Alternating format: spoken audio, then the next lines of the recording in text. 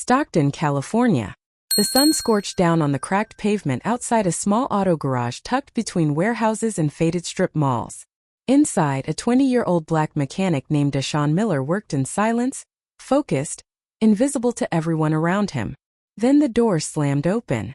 A man stormed in, leather jacket, helmet in hand, tattoos snaking up his neck. The red and white patch on his back read, "Hell's Angels." Sweat clung to his brow. His voice cracked. "My daughter's in the hospital. I need to get there. Now." The whole shop froze. Eyes rolled. The front desk didn't even look up. But Deshaun did. He wiped his hands, stood tall and said, "Let me take a look." He had no idea that simple act of human decency would cost him his job and reveal a secret powerful enough to shake the foundation of the company. Because that biker was the CEO's younger brother. Deshaun Miller was only 20, but life had already wrung more out of him than most men twice his age.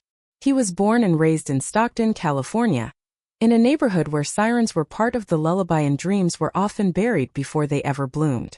His mother, Sandra, worked night shifts at a nearby nursing home, leaving Deshaun to figure out manhood mostly on his own. He wasn't the loud type, didn't wear flashy clothes, but he knew cars down to the bolt. From the moment he rebuilt his uncle's old Pontiac in a neighbor's driveway at 15, grease had run in his veins. He landed a job at West End Auto Repair, a garage chain known for its spotless front desks and not-so-spotless backrooms. And while other techs passed the day joking, checking their phones, or taking extended smoke breaks, Deshaun worked. Sweat on his brow, wrench in hand, always 5 minutes early, always the last to leave. But respect didn't follow effort. Not here. They called him kid. Mocked his skin, his silence, his ambition. When things went wrong, blame had a funny way of landing at his feet. But Deshaun kept his head down. Why? Because rent didn't care about fairness. Because his mom's arthritis didn't wait for justice. Because he believed somewhere deep down that if he just worked hard enough, someone someday would finally see him. He wasn't trying to prove he was special. He was just trying to matter. But on the morning Ray Dalton walked into that shop, everything changed. And Deshaun would finally be forced to answer the question he'd buried for years. How far are you willing to go to do the right thing, when no one else will? It was a Tuesday morning in Stockton, the kind where the California sun cuts sharp through the smog, and the streets hum with the buzz of daily struggle. The West End Auto Repair garage sat on the corner of a busy intersection, wedged between a payday loan shop and a liquor store with a flickering neon sign. Outside, traffic choked the roadways. Horns honked. A city bus exhaled fumes as it rolled past. Inside, fluorescent lights hummed overhead. Steel tool chests lined the concrete walls. The air was thick with motor oil, old rubber, and burnt coffee. The mechanics inside weren't in a hurry. They laughed over crude jokes, leaned on half-fixed cars, and sipped from oversized gas station mugs. The kind of place where work was optional, unless your skin made you visible in all the wrong ways. Deshaun stood out. Not just because he was the youngest. Not just because he was the only black mechanic in the shop. But because he never stopped moving. While others scrolled through their phones, Deshaun was elbow-deep in an engine bay. Fixing a bent axle. Swapping out a starter. Rebuilding parts by hand when replacements ran late. He didn't talk much. Didn't laugh at the jokes. Didn't push back when the others called him junior, or said things like, "Hey kid, you're good with your hands. Must run in your blood." The manager, Carl Reynolds, didn't say much either, unless something went wrong. Then his voice was the loudest in the room. It was a place that ran on unspoken rules, where seniority mattered more than skill, and bias wore a uniform just like everyone else. But still, Deshaun showed up every day. Not because the job was fair, but because it was all he had. It was just past 10:30 a.m. when the garage door creaked open again. The chime above the front counter gave a weak ding, barely heard over the whine of an air ratchet echoing from the back. No one turned to look. Another customer, probably. Another inconvenience. But Deshaun looked up from under the hood of a Dodge. He caught a glimpse, boots caked in road dust, a leather jacket faded at the shoulders, and tattoos coiling up a thick neck like barbed wire. And stitched across the back in red and white. Hell's Angels. The man's face was flushed. Eyes wide.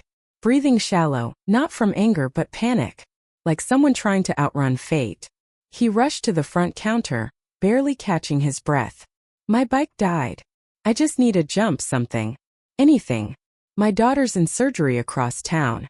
I gotta get to the hospital, please. The receptionist, Tina, barely looked up from her phone. Take a seat. We'll get to you when we can. Please, the man said again, his voice cracking. I don't have time, she's in critical condition. Behind him, 2 customers in line shifted uncomfortably. Should have called an Uber, one muttered. Man looks like he just got out of prison, another whispered. The biker turned, catching the judgment in the room. He backed away from the counter, defeated. He rubbed a hand over his face and fished out his phone, ready to call a cab, maybe too late. And that's when a voice cut through the static. Hey, wait up. It was Deshaun, still in his grease-stained jumpsuit, a water bottle in one hand, wiping his hands on a rag with the other. What kind of bike? Yamaha. Something's off with the ignition. Won't crank. Parked it right out front. Deshaun nodded. Cool. Mind if I take a look? He walked right past the whispers, right past the judgment, because he saw something no one else cared to see, a father. Desperate. Human. And in that moment everything started to change. Deshaun knelt beside the Yamaha parked just outside the garage. His hands moved fast, eyes scanning the wiring, checking the starter, tracing the ignition line. The biker stood close, jittery, glancing at his watch, his phone, the road. Her name's Chloe. She fell off a ladder at school. They said she's got internal bleeding. His voice cracked. Deshaun didn't interrupt. He just worked. Give me 10 minutes, he said. We'll get you there. From behind them, the sarcasm came like a slap. Look at Deshaun, Captain Save-A-Biker. The other techs snickered from inside the bay. No one helped. No one offered a tool. They just watched like it was entertainment. Then came the footsteps. Heavy. Sharp. Carl Reynolds, the shop manager. Late 40s. Cargo vest. Permanent scowl. He spotted Deshaun kneeling at the bike, the biker towering nearby, tattoos in plain view.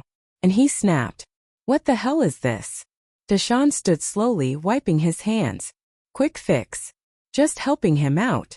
I didn't ask for a damn essay. Who told you to touch that bike? Nobody. But he needs.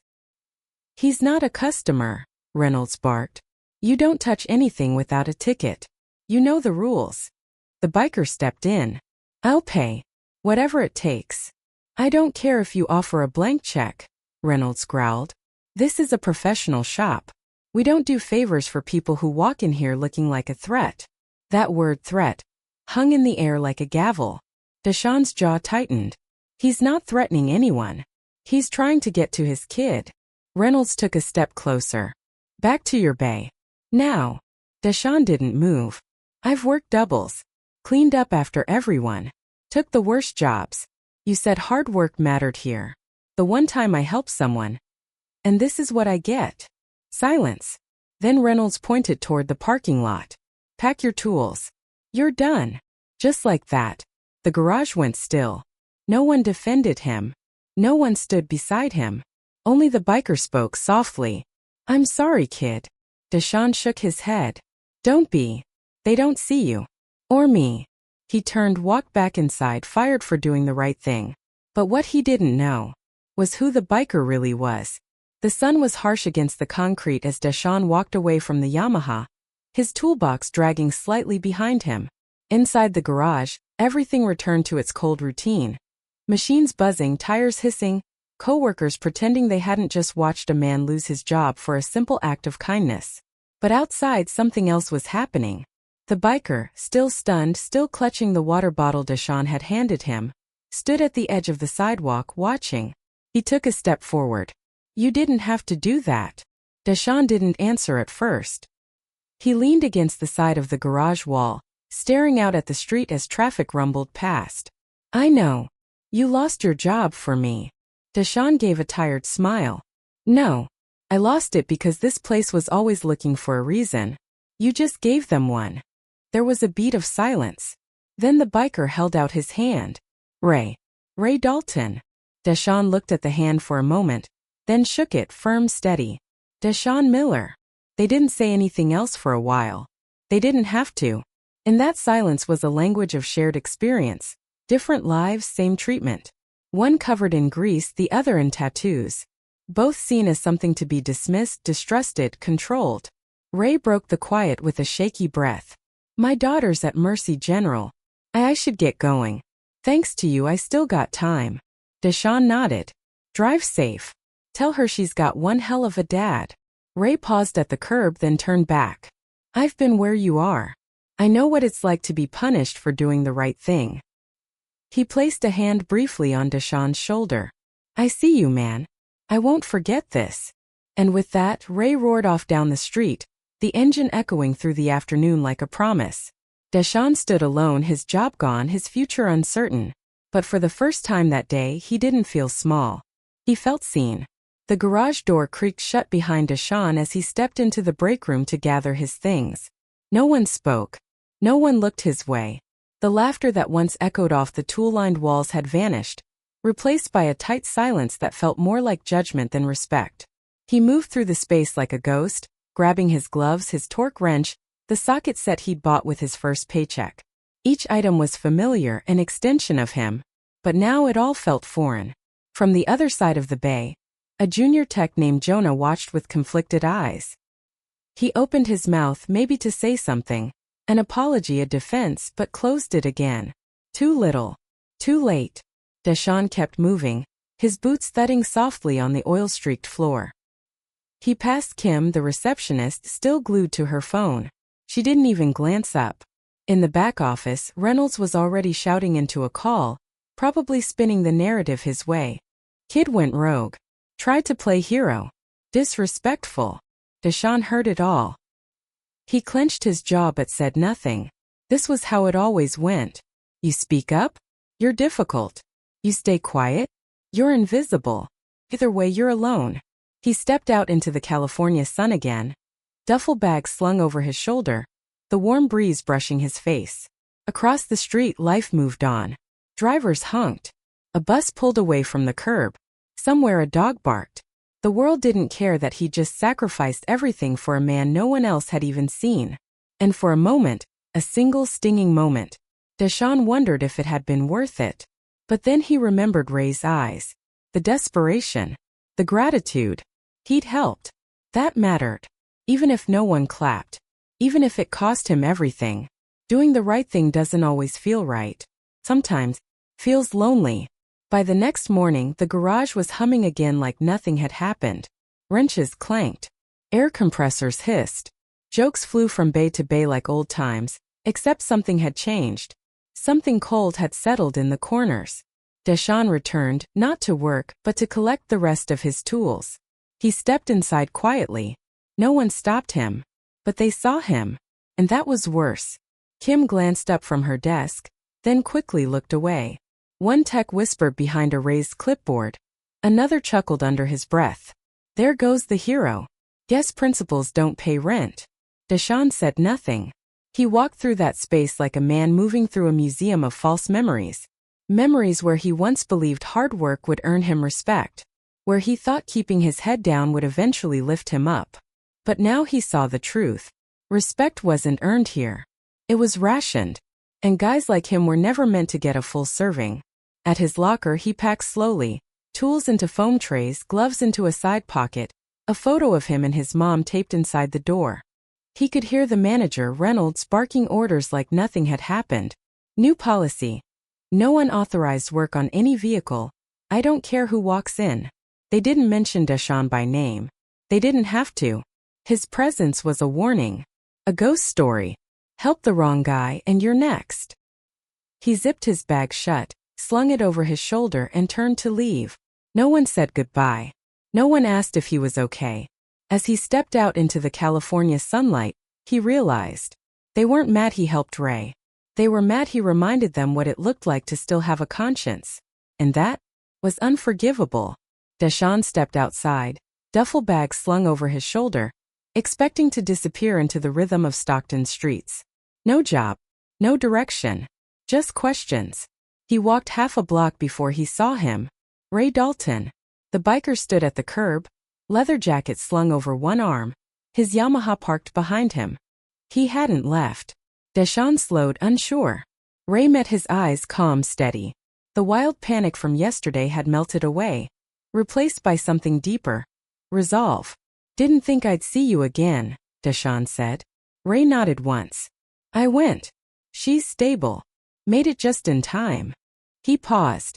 "Because of you." The words hung in the air like smoke. Deshaun looked away. "That's good. That's what matters." Ray took a step forward. "I came back because no one should get punished for doing the right thing." Deshaun raised a brow. "They don't see it that way in there." Ray nodded slowly. "I know. I've been there. Maybe not in a jumpsuit, but I know what it's like to be written off because of how you look." For a moment, neither man spoke. The traffic buzzed behind them. A breeze carried the scent of motor oil and eucalyptus from the edge of town. Finally, Ray extended a hand. "Name's Ray. Ray Dalton." Deshaun took it. Solid grip. No fear. "Deshaun Miller." Ray looked him in the eye. "If you ever need a job, or someone who remembers what you did here, come find me." Deshaun nodded, unsure if he believed it. But still, something about that moment felt different. Like the world had noticed. And for the first time all day, maybe all week, he didn't feel invisible. That evening, Deshaun was back in his modest walk-up apartment in South Stockton. Walls thin, kitchen light buzzing. He hadn't touched dinner. His mind kept drifting back to the handshake. To Ray. He had just started scrolling through job listings when a knock echoed through the hallway. Not a neighbor. Not a delivery. He opened the door. A man in a button-down shirt and slacks stood there, holding an envelope. "You Deshaun Miller?" He nodded slowly. "This is for you from the corporate office. They asked me to deliver it personally." Before Deshaun could ask anything, the man turned and left. Inside the envelope was a single sheet of paper. "Mr. Miller, please return to Dalton Automotive, Stockton branch at 9 a.m. tomorrow. A matter of company-wide concern requires your presence. E. Dalton, CEO." Deshaun blinked. E. Dalton.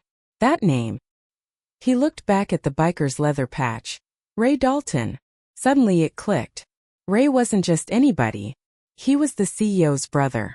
The room tilted a little. His breath caught. This wasn't over. Tomorrow he wasn't walking back into a garage. He was walking into something bigger. Something that might finally make people see him. At exactly 9 a.m., Deshaun stood in front of the same garage that had cast him out. Same chipped paint on the bay doors. Same hum of engines. But everything felt off. No jokes this time. No smirks from behind coffee mugs. Inside, mechanics stood still, huddled in awkward silence like students waiting for the principal. Even Reynolds, the manager who'd fired him, wasn't barking orders. He stood stiff by the counter, lips tight, clipboard trembling in his hands. Then the office doors swung open. "Mr. Miller," a firm voice called.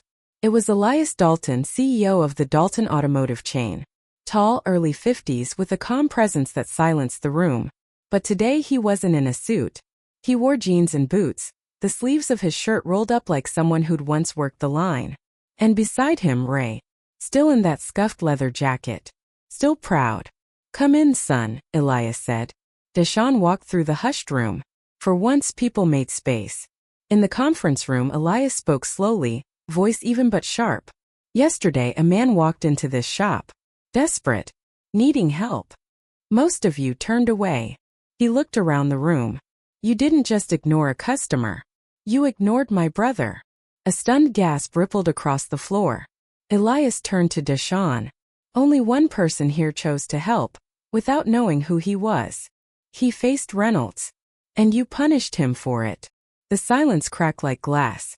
"Effective immediately," Elias continued. "Mr. Reynolds is terminated.